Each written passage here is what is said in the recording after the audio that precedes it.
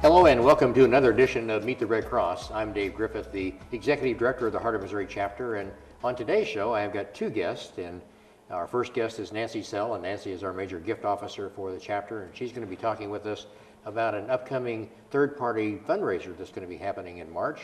And also joining us today is Hal Dulle. Hal is one of our board members and been on the board for a number of years, and he's going to be sharing with us his experience on the board. And so today I've actually got both of them on the set at the same time. So I'm glad to have you here. Nancy's going to be with us for the first part, and then she's going to have to leave, but Hal's going to stay here for the duration. So welcome to the show. Glad to have you here today. Thank you. It's good to be here.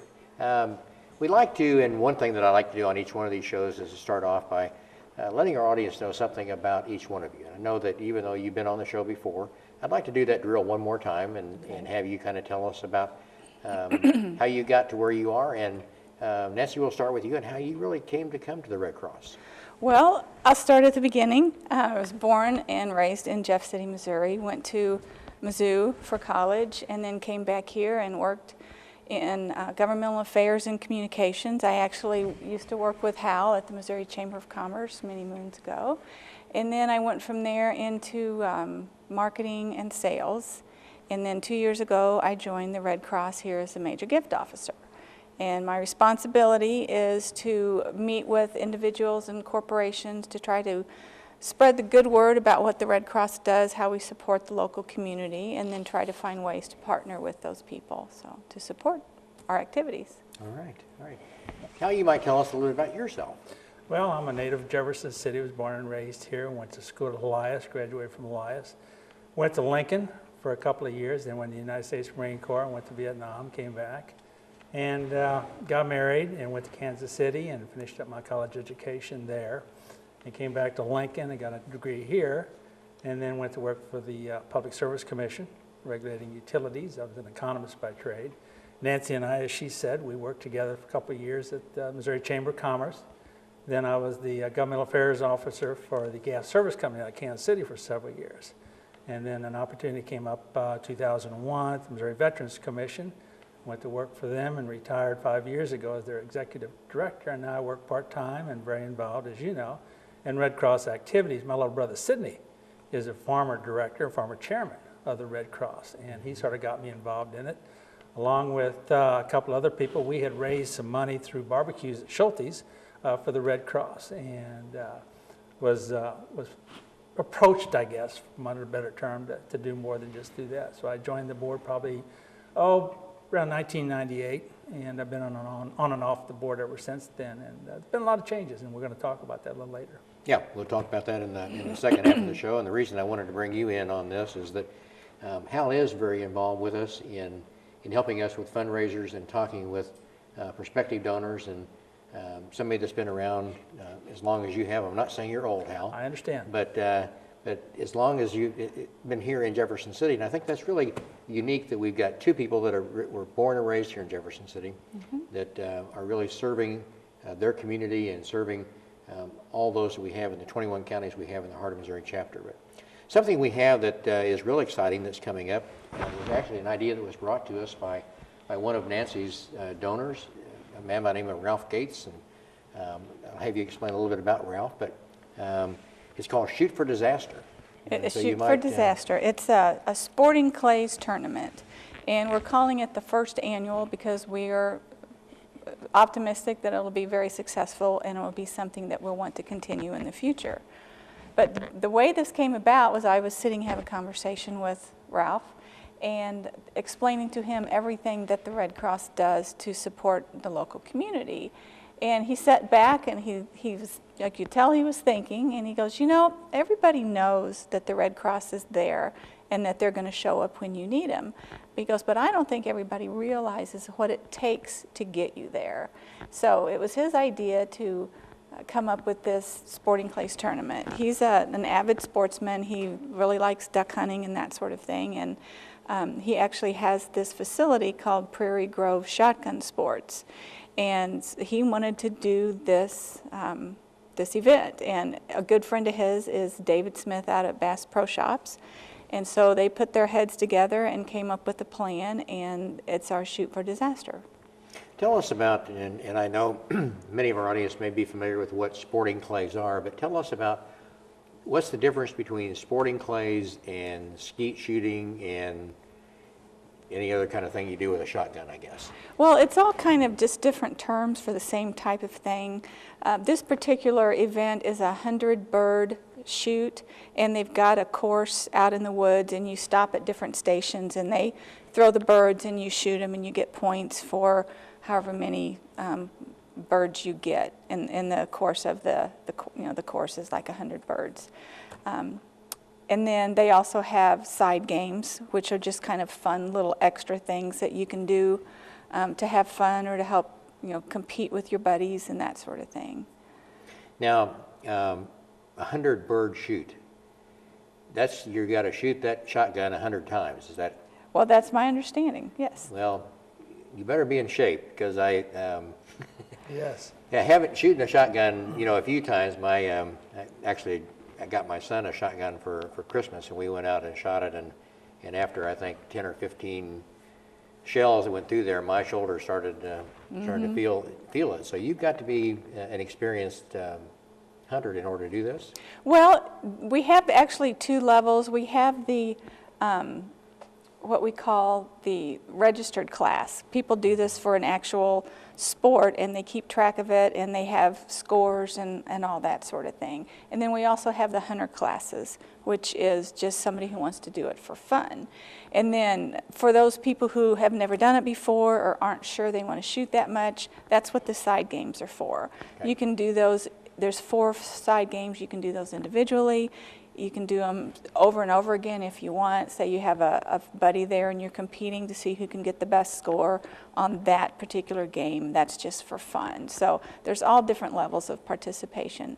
Or we're having an auction, live auction, or a silent auction. You can come out and have lunch with us and just kind of hang out and see the course. All right, the event's going to be on? It's on Saturday, March 15th. Okay. It's at Prairie Grove Shotgun Sports, which is east of Columbia and about north a mile or two. It's very easy to find. I've been out there, and it's a beautiful setup. It was built specifically for these types of events. The address is 1420 County Road 276, if you want to Google that and get a map. Or you can call us at the office and get more details about that. But registration begins at 8, and the first event begins at 9 a.m., and then the last squad out is at 3. So it'll basically be an all-day event. You don't have to stay all day. You can come and shoot and then leave when you're done. Al, have you ever done anything like this? No, I'd sort of be interested in the side games Nancy was talking about, because there's a lot of people out there that probably be interested in participating but don't want to shoot a shotgun 100 times. So the side games sort of intrigue me a little bit. Now, kind of explain, if you can, Nancy, what are side games? What do they do in the side games? Well, one of them I'm not exactly sure what these are going to be, but one of them may be that they'll put cotton balls underneath the clay pigeons, and then they'll throw them out, and you shoot them, and however many cotton balls land in a circle that's drawn on the ground, you'll get points for each one of those cotton balls. So there's kind of fun, silly games like that. That sounds like a lot of luck to me. Yeah. Or it could be timing. Hit the clay pigeon. You hit it at just the right time. Are you going to participate? I'll be there, but I will not be shooting. Oh, okay. I just want to clarify that. Yeah, and anybody that would like to get more information on this, certainly give us a call in our office at 573-635-1132, and we'll fill you in on it. Starts at 8 o'clock in the morning. Registration's at 8, starts at 9. Like I said, you can come at 3 o'clock and still be able to participate. So if you have other things going on that day, there's a way to fit it in. Well, I think one of the most important things I know for us, and we talk about this almost every day, and that's the people that support the Red Cross. And so those that are supporting this, I'd like to kind of give them a shout out as well as to who those are. So we have a trophy sponsor. We do. Our trophy sponsor is funny, Graff & Sons Reloading. It's a perfect match for them. They're in Mexico, Missouri, and they're also online, so they provide items for the shooting industry. We also have Riley Auto Dealer Group, Riley Chevrolet, GMC, Buick, Cadillac, Toyota, Scion. That's a mouthful. That is. CenturyLink is the sponsor, Columbia Insurance Group, and Providence Bank. Those are our main sponsors, and then we also have lesser sponsors than that. So we have quite a few businesses in the Mid-Missouri area that are supporting us. The being the major gift officer, and I know we talked about that last time, but kind of explain what the major gift officer is and how you came across this and kind of the work that you do with our board members like Hal and how that all works. Well, what I try to do is get to know some of the business leaders in the community, some of the philanthropists that support nonprofit organizations, and try to find people that believe in the mission of what we do, our disaster relief, our services to the armed forces. We have, several different categories of services that we provide. So I try to find people that believe in our mission and want to support what we do. And then, like Ralph Gates is a perfect example. He believed in this and believed in us and wanted to do this event. So in the meantime, along with that, he will give me suggestions of people who might be interested in hearing about the Red Cross. So I can reach out to them, sit down, have a conversation with them about what we do. And to make the long story short, we need the public support of our activities in order to be able to carry them out. So. Well, I know you mentioned that a lot of people, they've heard the word Red Cross. They know what that is, but so often they really don't understand what we do. And that's a big part of what your job is. That's true. And if anybody has any questions or would like to go to coffee and just talk about it, that's my job, and that's what I'm here to do. I'll be happy to do that. And Hal's a great supporter in that as well, and giving us the. It means a lot more when we have a board member that goes and sits down and takes their time to sit down with one of our donors and share their stories about why you're involved. That's good. We appreciate that. Well, it's my honor to be able to do it. Yeah. Well, this is all the time we got for the first half of our show, and we're going to be back in just a couple of minutes, and we're going to be talking with Hal about what he does for the board and how he's a key player for us in that as well. So stay with us, and we'll be right back.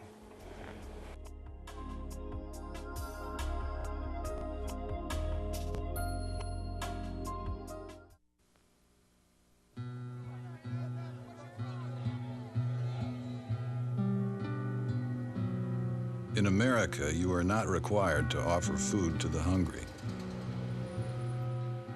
or shelter to the homeless. There is no ordinance forcing you to visit the lonely or comfort the infirm.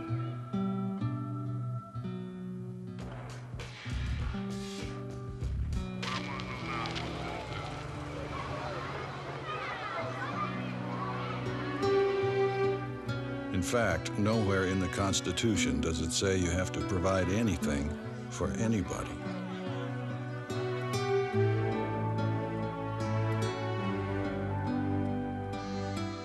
Thank you for all you've given.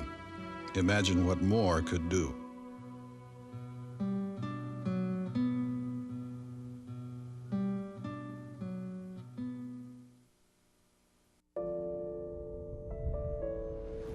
Before a disaster turns your family's world upside down, it's up to you to be ready.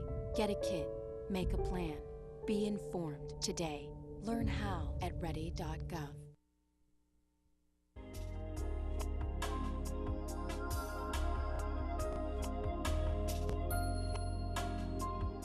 Welcome back to the second half of Meet the Red Cross. I'm Dave Griffith. I'm the Executive Director of the Heart of Missouri chapter, and joining me for the second half of our show, actually he was on for the first half of our show as well, is Hal Dulle.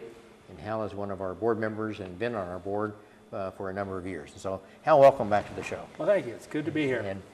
And I know that we talked in the past when you've been on here about what the role of the board member is, but by being on the board since 1998, I think you said, you've seen quite a bit of change that's happened in that period of time, haven't you? Oh, absolutely. And society has changed quite a bit. You know, the biggest thing about the Red Cross is the challenge is we are a reactive entity, a non-for-profit reactive entity, whether it's the blood side of it, on procuring blood donations, or whether it's the disaster side and trying to meet the responsibilities of responding to disasters, or my affinity is the Service to Armed Forces program.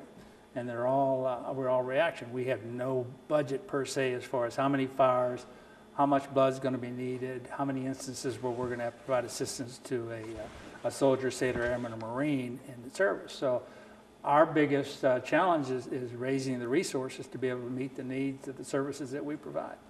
Well, and you mentioned service to armed forces, and I know that there are a lot, we've talked about that a lot on this show, but there's still a lot of people that they're not aware, weren't even aware that the Red Cross was involved with that. Well, and especially nowadays when you've got, say, like the National Guard, more family-oriented, the citizen soldiers in the combat theaters, and anytime there's an incident, whether it's something back home or whether it happens to the airman or the soldier overseas, when they need to either come home for whatever reason, the Red Cross has been for years the agency, the non-federal agency that has stepped into the gap and worked out the communications to be able to get that soldier, sailor, airman, or Marine home. And it's quite a program. We've worked over the years, as you full well know, to create a relationship with the military, to provide that information and the resources, whether it's a death in the family, an injury, anything that requires that the veteran to have to come home. We work with the military to get that done. It's got to be done, as you know, expeditiously. So usually within 24 to 48 hours of getting that young person back. You mentioned you were a Vietnam vet. When you were in the service, did you see any of that type of those what we call messages? Did you see any type of that while you were in the service? Oh, absolutely, absolutely. You know, deployment in those years was 13 months. And inevitably something happens back home that may require you to go back. So the Red Cross was pretty busy in those days. You know, communications, I was over there 18 months in and out of country. I had 2 occasions outside of letters, snare mail, to talk to my family, and that was by citizen band radio, shortwave radio. We didn't have the luxury of the technology that we've got today. But even with the technology we've got today, the Red Cross still plays a very intricate and fundamental part in emergency situations to bring the families back together again. And that's been my entryway into the Red Cross. Well, I know that, you know, with the technology we've got now with smartphones and with Skype and with all of this, that we can maintain pretty good communication with our soldiers that are overseas. But when there's an emergency that comes along, all that communication really kind of goes out the window, because it takes the commanding officer, and it also takes the Red Cross in order for them to get that message delivered to them and get that soldier home. Yeah, believe it or not, Dave, the logistics is still the same as it was 50 years ago. With we're going to go through command, working with transportation, be it commercial airline or military airline. So the logistics involved is the same as it was, and that takes quite a bit to get that done. It really does. When you said you're the executive director for the Veterans Affairs here for the state of Missouri. How did that role really lend to what you were doing with the Red Cross? Well, it's just a sensitivity to crisis, a sensitivity to catastrophes, disasters, the immediacy. Unless you experience some type of disaster, whether it's something like what happened to Katrina, what happened in Joplin, or whether it's just a fire that happened to a relative of yours or to you or somebody like that, you really don't experience the helplessness and the anxiety that goes along with that. And it's not economic generated. It could happen to anybody. Fires are indiscriminate, as you know. And somebody needs to be there, as we are, for that first few hours, first 48 hours, to sort of give them direction and give them the comfort things that they need. And when they need it, they need it. And it's not something that we can respond to and say, well, we don't have the budget this year.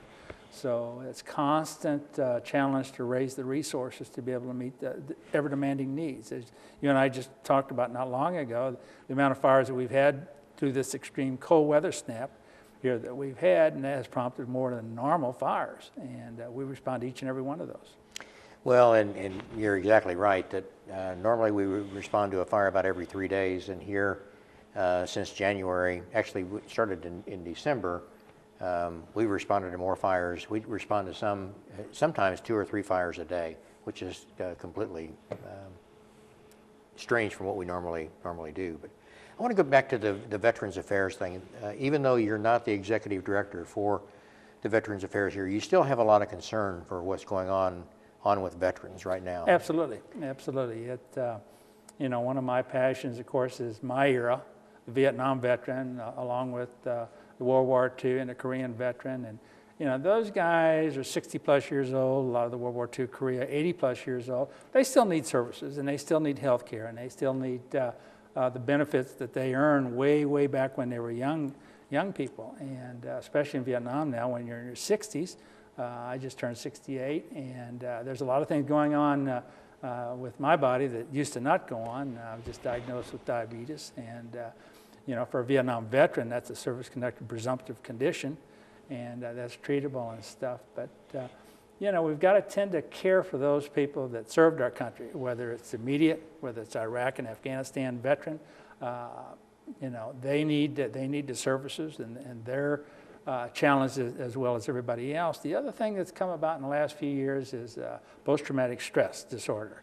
And a lot of it occurs when you just came out of a theater and you're still sorting out who you are and why things happen, and that needs to be addressed. But it also happens retroactively after a few years, and like I said, you retire and you become disconnected with society a little bit, and you're not as plugged in. Thoughts start going back to some of the frailties that you experienced and stuff. So, you know, those people need to be addressed too, as far as PTSD, suicides, whether it's in the active armed forces right now or whether it's the older guys.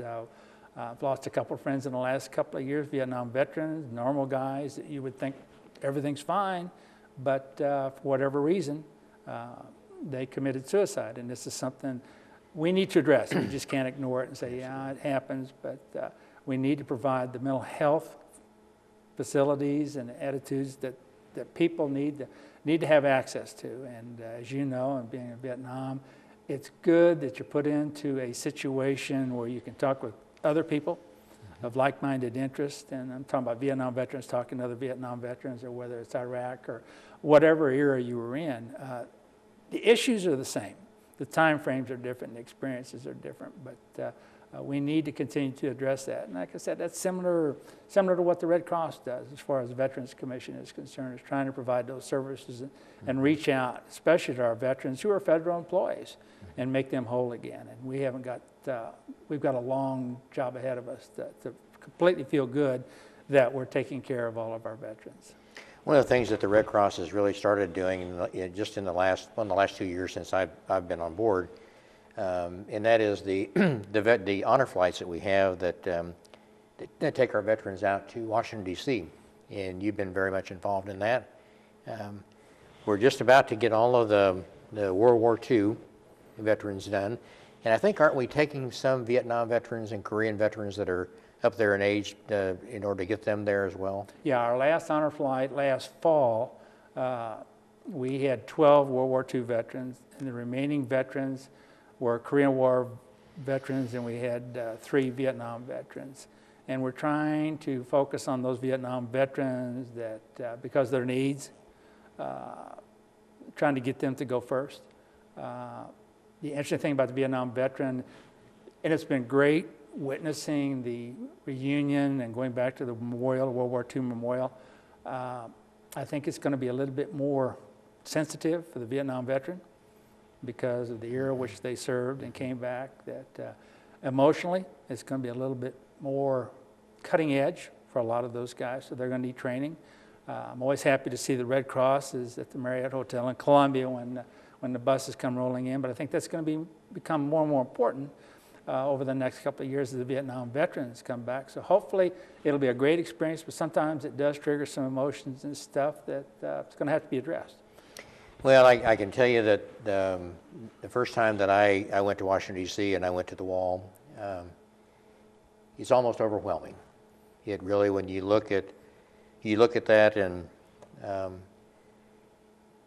you have over 58,000 names that are on that wall, and each one of those names represents a soul, represents somebody that paid that ultimate sacrifice. So you're also involved in the Patriot Guard as well, aren't you? Yeah, as far as the honor flight we're just talking about, I started on the motorcycle side of it. You know, And we have a small group that started several years ago. I wasn't in the initial group, but thought it was a good idea to escort the veterans back from Kingdom City on into Columbia. And it's gotten to the point where we had almost 1,000 bikes last July in the honor flight there. And normally we'll get 200 or 300 bikes, and they come from all over. It's unbelievable. Now, we drive up from Jeff City, but we've had people, you know, from Illinois and Iowa and Kansas and Oklahoma that'll come all the way up to participate in this, just to say thank you. And having been on both sides of it, not only being on the motorcycle escort, but also being in the bus as they come by, it is really an awesome sight. And to watch these World War II and Korean and Vietnam veterans and their reactions when they see all these young people, and it's not all young people, but older people tend to think that they're about motorcycles, young people, and maybe they are, but to see them motorcycle after motorcycle after motorcycle. You know, we get to the point sometimes in this motorcycle escort, we can't get everybody around. We haven't failed yet between even Kingdom City and Columbia exit, you know, which is 20 plus miles, but still, you know, for safety, you know, the buses are only going about 45 miles an hour, but still it's impressive going on 20 minutes and a band of motorcycles continue to just keep passing. And by the time we get back to the Marriott, I mean, these guys are psyched up. I mean, they've been going, they're 80 plus years old, they've been going for 24 straight hours, but they just woke up and they're ready to go. And they spring off that bus. They don't stagger off that bus. They spring off that bus. So it's nice to give back. It's nice to see the people remembered for their service. Well, Hal, we just have just a little over a minute left in the show, and I don't want to get out of here until we talk about what you're doing for the board right now and what you're doing for the Red Cross right now through your membership on the board to try and engage some community leaders here in town and some corporations and those kind of things. You might talk about that. Well, I think it's important. You know, resources are so important. We have to have the resources to meet the challenges that we have. And that is, as you know, as we move down society, there's more and more greater needs, not only the Red Cross, but the United Way participates and everything else like that. But we're reactionary. And like I said, trying to find a source of we don't get any federal money, but a revenue stream that's consistent and redundant and continue, that's one of the goals we want to have, to make sure that we've got enough money to be able to do all the things that we want to do. And like I said, whether it's blood or whether it's the armed forces or whether it's disaster relief, we want to feel that we have the resources to be able to reach out to those people and do it. And all the training that we do. We were talking about CPR training. It's a simple thing, but I guarantee you, if you're choking in a restaurant, you better hope that somebody has CPR training there, because that could be a life-threatening issue, and it is in a lot of instances. And it's a small thing, but then again, if it happens to you and it's life-threatening, it's everything. So, you know, my realization is the Red Cross is a very vital, important thing, because when people need our service, they need it. There's no option. I mean, I don't see any option. You have a fire, you need to know what to do. And our people, the training they go into, I mean, to support them with the resources. I mean, we have volunteers that their time and their effort, a lot of times their money, to make sure that these people are taken care of when they need to be taken care of. And I just think it's an honor to serve on the board, and I'll continue as long as you'll have me. Okay. And like I said, you've got to be able to communicate to people, to show them the story of what the Red Cross does and why they should support us. Well, Hal, thank you so much for being on the show today, Dave. and thank you for everything you do for us and for our community. It's my pleasure. Appreciate it. I want to thank you for joining us on this edition of Meet the Red Cross. If you would like to be a volunteer for the Red Cross, you can give us a call at 635-1132, or you can stop by 431 East McCarty Street. We'll be glad to talk with you about that. And if you would also like to make a donation to the Red Cross, we certainly could use your help. So until next time, thank you for your support of the American Red Cross.